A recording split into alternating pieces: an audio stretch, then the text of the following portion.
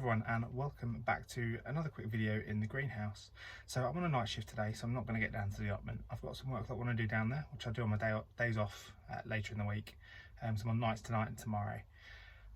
I thought I'd do is give you a quick little tour of the greenhouse, seeing as it's been a while since we've had a little look around here, and I've done a few projects in here as well. And then I've got a little competition at the end for everyone. So let's go and have a quick look around. So I thought I'd start my tour at the doors, seeing as that's where you come into the greenhouse. May or may not have seen before, I've put a little bit of string across there, and I've got an air freshener behind, just because down here is the hot bin, and when it's really hot or you've got grass rotting down in there, it can give off a bit of a pong. That just helps to freshen the greenhouse a bit. I've added an extra one of these bolts just because this door was in the wind, opening and slamming repeatedly, which is going to damage the door, and it's really annoying. And I've added a little hook onto here, just so that when it's freezing cold outside and I come back into here, I like to take my jumper off because it gets boiling in here, and just give me something to hang it up. Top here we've got the project that I did a little while ago. I've edited a little bit, so underneath I've added these solid trays because I was finding they were drying out really quickly. What I've done is added those trays, so you can now fill those with water.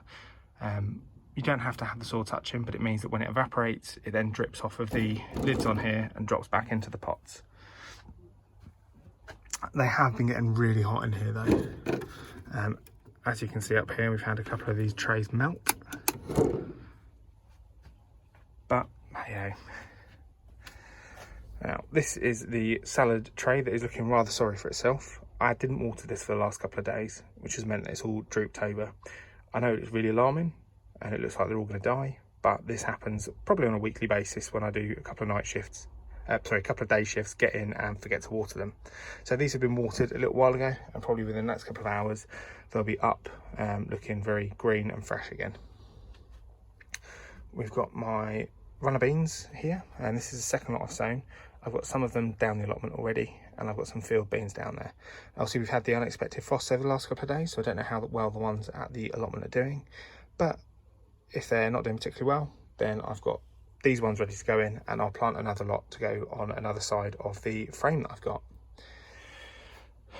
The sweet corn are doing really, really well. These were planted probably a week or so ago, maybe 2 weeks, in the root trainers, and they're doing really well. We're up to probably about 20 odd centimetres on some of those. Microgreens here, to be honest, I've been ignoring these. I've not tried any of them yet, but I'll probably give them a go shortly. And we've got the raspberries here, all looking rather twiggy still. Those are the replacement ones I had from Thompson Morgan for a failed crop last year. None of them grew, and I'm not holding that much hope for these ones either. I am also waiting on an order from Thompson Morgan, which I ordered 2 months ago, that still hasn't come, and I keep getting promises that they'll be sent out. They said they'll send them out at the start of this week. Still not here yet, so we'll have to wait and see. I've got random courgette there for some reason as well.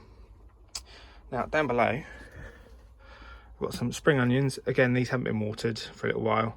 I've watered them today to looking a little bit droopy. Over the back, we've got some strawberry plants, and that one there is not a strawberry plant, that is a stinging nettle, so I don't know how that's got in there. Either way, that needs to come out, and I need to not touch it again, because I made that mistake already today. This is supposed to be Chinese chives. I've never grown them before, I don't know what they look like. This to me looks like some sort of brassica. If you know what this is, give us a shout, because I'm pretty sure it's not Chinese chives. I could be wrong, but let me know. Garlic chives have done nothing, and the radishes here have started growing really, really well. They're a bit too close together, and I should have pricked them out, which I haven't. The next one down here, we've got the tomato experiment that I started a little while ago. Some of it with black magic and some of it with normal multi-purpose. I can say all of the black magic have died and did do fairly quickly, so I think it's just too nutrient rich for the small seedlings that I put in there. But some of the multi-purpose ones are doing really, really well. And coming along, we've got lots more seedlings growing. Here we've got the hashtag Sunflower Challenge 2020, which is coming along nicely after only a week or so. And on the end, we've got my chilies. Some of them have started to pop, but some of them haven't. Next, I planted these really, really late. So what I'll do is probably get a grow light and some heat for them next year and start them off in about December or January. Going over to this side, we've got the hot bin. staying really, really hot. And normally when I open it, you get a big whoosh of steam. I can feel the heat coming out of that. We've got the kitchen herb garden down here, which is doing really well. It'd be ready to actually use some of those herbs. We've got lots of brassicas.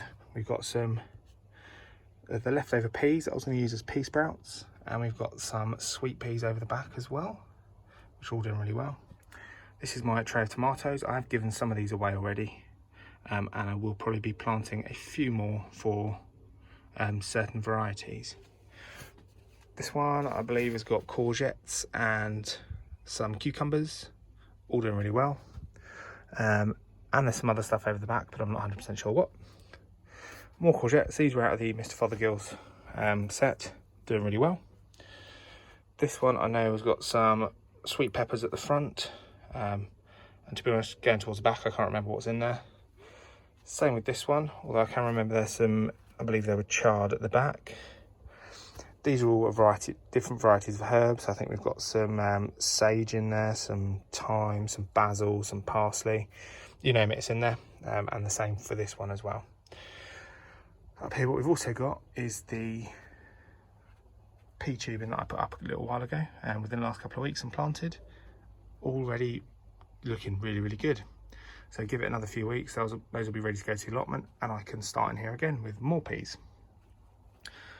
Water butt's holding up well there. I know a lot of people did raise concern that it wouldn't be supported enough below. It's one of those things I never got around to putting any more support on, but it's been full and it's managed to hold there quite well with no obvious stress or damage to the wood. We've got lots of different plant foods. Most of these are things that I've got reduced at some point or had given to me, or very few that I've actually bought full price. And we've got a very messy looking potting up table up here.